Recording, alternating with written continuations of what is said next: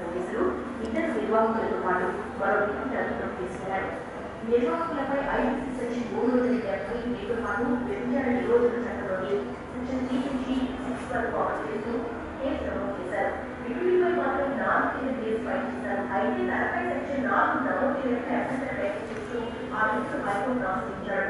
వ్యభిచారం ద్వారా వచ్చే సంపాదనపై బతికే వారికి మాత్రమే సెక్షన్ 4 వర్తిస్తుంది కాబట్టి తనపై పెట్టిన కేసును కొట్టివేయాలని కోర్టును ఆదేశించాడు.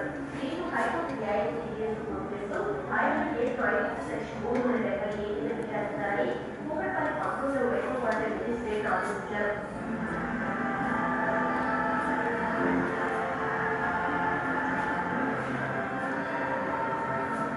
హైకోర్టు ఆదేశాలతో ఇక మీద వారిపై కేసు నమోదు చేసుకున్నారు.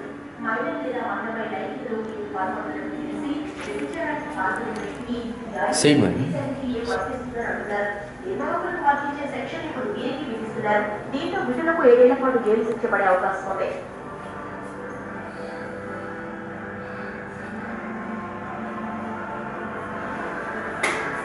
మురికి కూపాల్లో పట్టుబడే విధులపై ఐపీసీ సెక్షన్ 370 కింద కేసులు ఫైల్ చేయాలని, ఈ తీర్పు కాపీలను ఉభయ రాష్ట్రాల డీజీపీలకు పంపాలని హైకోర్టు ఆదేశించింది.